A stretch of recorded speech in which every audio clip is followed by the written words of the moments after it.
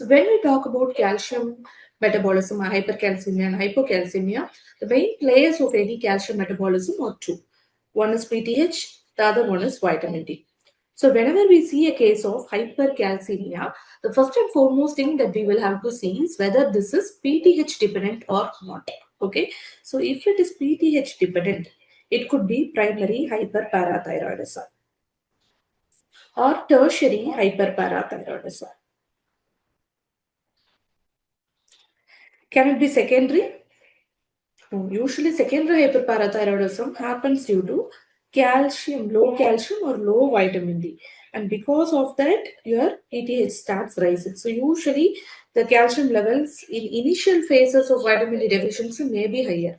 Initial phases. This is because as the PTH increases, active vitamin D will increase.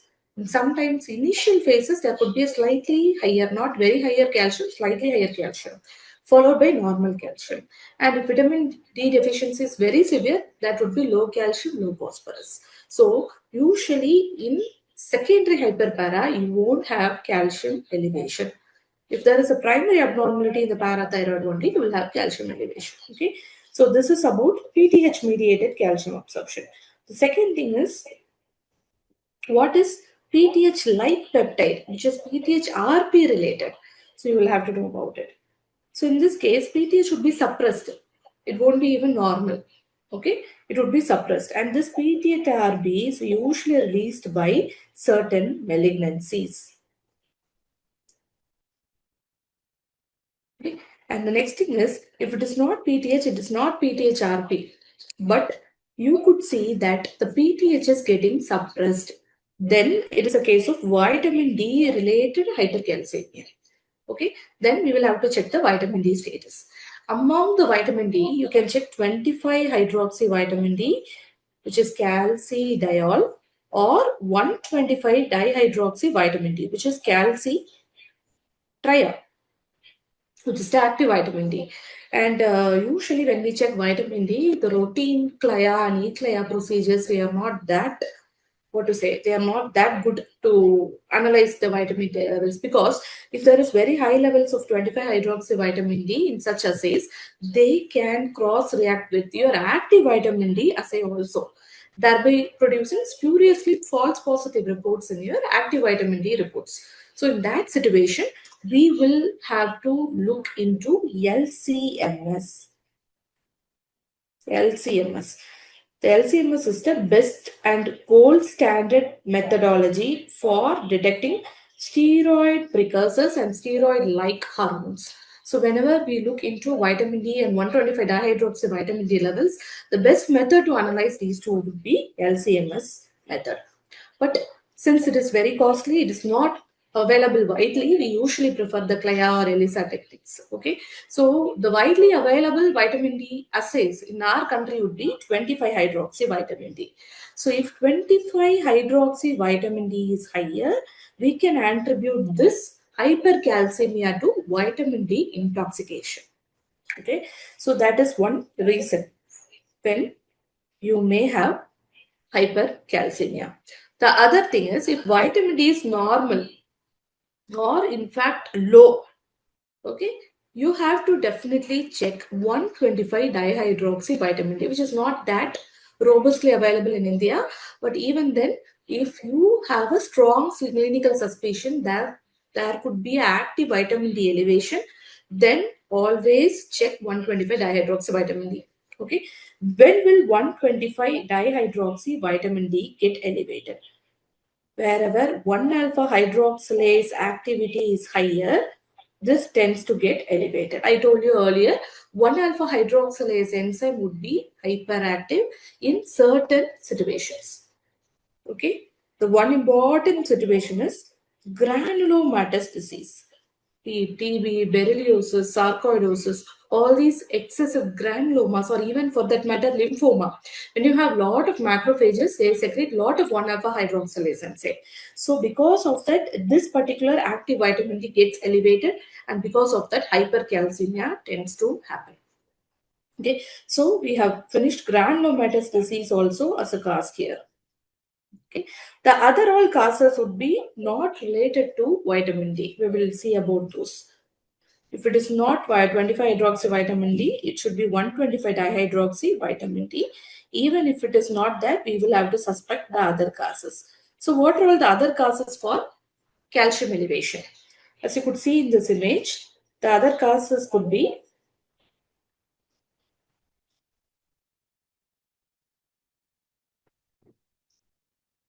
see, it could be medications like lithium and thiazide. Let us see why lithium causes hypercalcemia. Lithium is a divalent cation, no? So what it does is that it will go and it will sit with your calcium sensing receptor, okay, and it will block this blood calcium to actually stimulate your calcium sensing receptor. So what happens without your calcium stimulating your calcium sensing receptor, it will think that there is no calcium, and this always increases the PTH level. Okay, and because of high PTH, your calcium increases despite having a normal level of calcium in the blood.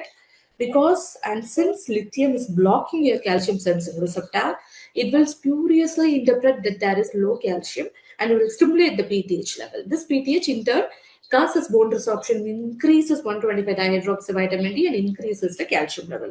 That is the reason why lithium causes hypercalcemia. The other thing is thiazide diuretic. You all know the thiazide diuretic will be inhibiting the sodium chloride symporter pump in the distal convoluted tubule. So this is the luminal side and this is the basolateral side. This is a cell in the distal convoluted tubule. You have your sodium chloride symporter pump here. So normally what happens, the sodium chloride is imported inside from the lumen towards the basolateral membrane, okay, and because of the sodium coming in, the intracellular electrical gradient would be somewhere between 10 to 12. Whereas when you check the basolateral gradient, it will be somewhere between 140. Okay, so what happens is that when the thiazide comes and directly blocks this channel, sodium will not enter. There would be excessive salt wasting. Sodium chloride would be wasted in your urine.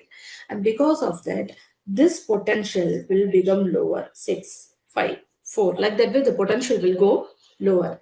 To compensate that, what happens is that your body opens up another channel called as sodium calcium exchanger.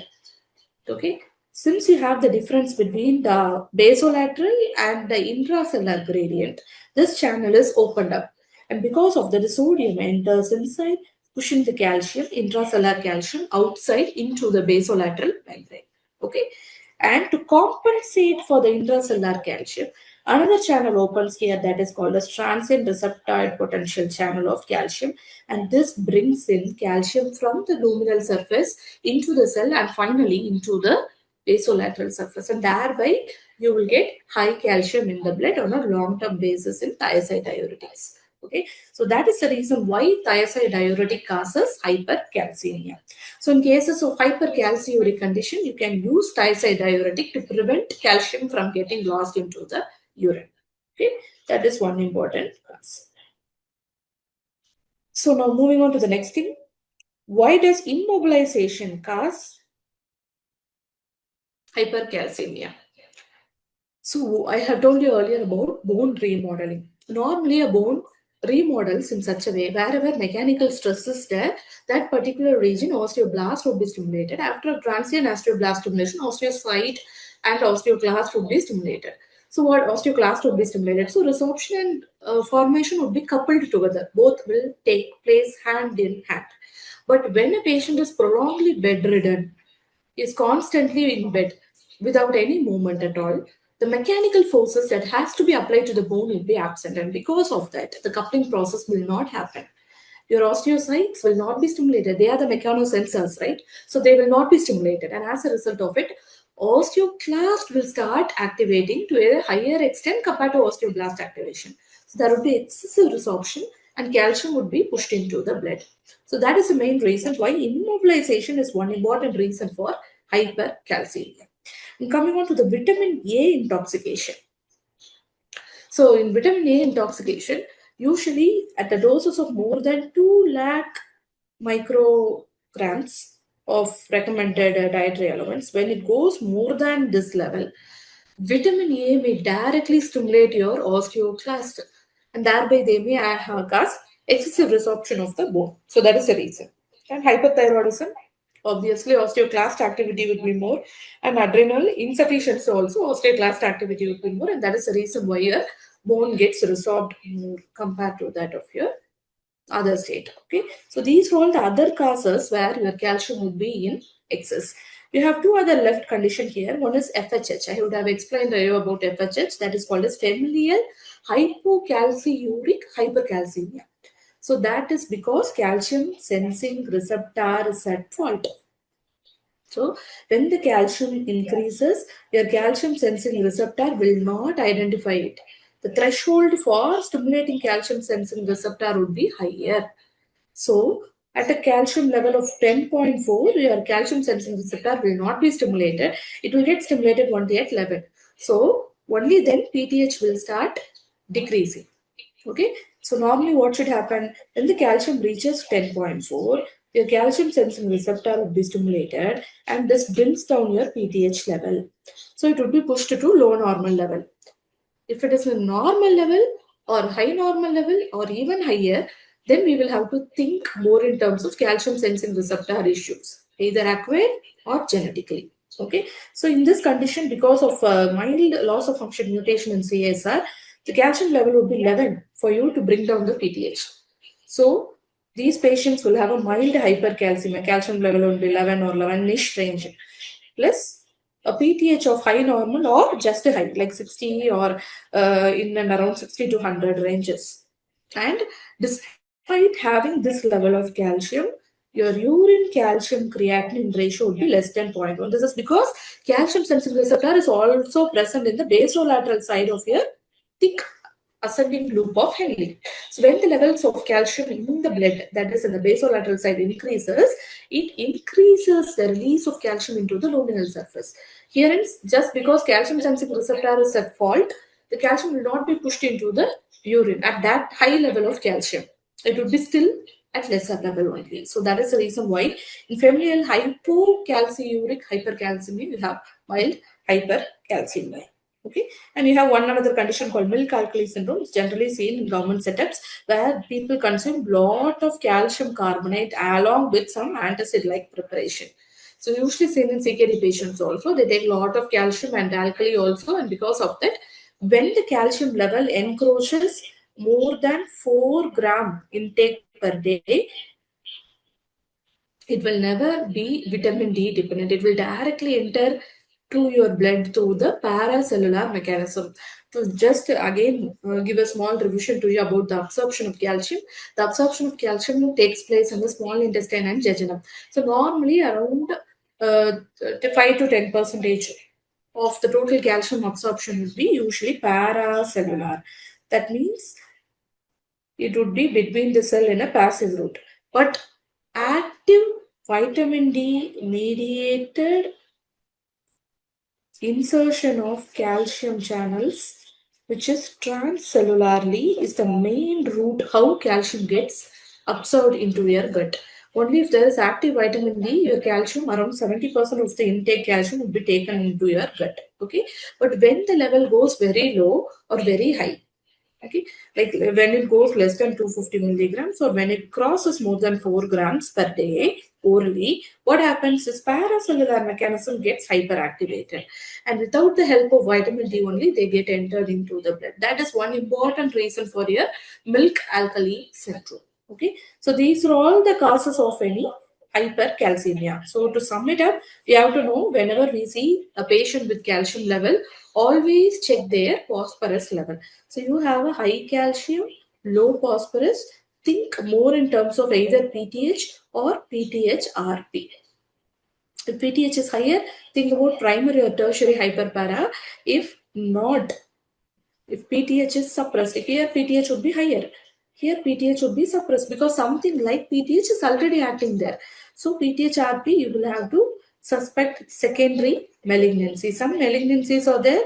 They are releasing these PTH-RP as a neoplastic, paraneoplastic manifestation, and because of that, you are getting high calcium. What are the other reasons where a malignancy can cause hypercalcemia? One is PTH-RP release, which is called as humoral hypercalcemia of malignancy. You are the Malignancy, malignant lesion is releasing some humoral peptides into the circulation, which is causing hypercalcemia. That is one mechanism. The other important mechanism is direct metastasis of these malignancy to be deposited on the bones. In the bones, directly these malignant deposits can sit down, and locally they may release the interleukins to activate the local. These cytokines are released to activate the local osteoclast and thereby they resorb the bone. This is one another reason. The other important reason is certain malignancies, like your lymphomas, what they do, they release 1-alpha hydroxylase. Thereby, they increase 125 dihydroxy vitamin D levels, and this causes hypercalcemia. So, these are all the various mechanisms by which a malignancy may cause hypercalcemia. So, always when you think about PTH-RP, don't only think malignancy and PTH-RP. Think also about the metastatic portion and even think about the other solid malignancy which may increase 1-alpha hydroxylase activity. Okay, so supposing you see a patient with a high calcium and just high phosphorus, always think more in terms of vitamin D intoxication. Okay, because vitamin D excess will cause high calcium as well as high phosphorus both together. So it could be 25 hydroxy vitamin D, or as I told you already, it could be 1-alpha hydroxylase activity increasing condition, which I have told you already. Okay, the next thing is you see only hypercalcemia, no phosphorus, normal phosphorus. In that situation, you think about the other all causes like this. Okay, so this is a basic approach how you will go in the clinical ground. Okay, so this is textbook based approach to tell something is acute, to tell cell grooming, chronic. This is actually a textbook. By looking into this only, we will get to know which is acute, which is chronic. To generally put it in simple words, if you see a adenoma, parathyroid adenoma rather than a parathyroid hyperplasia. Usually hyperplasia would be a bit chronic, but adenoma, no, it would be usually acute. Similarly, any malignancies, if it is releasing the humoral peptide, most likely it would be acute. Okay, whereas the other all causes, whichever you are seeing, would be chronic. So this is about hypercalcemia approach. Okay.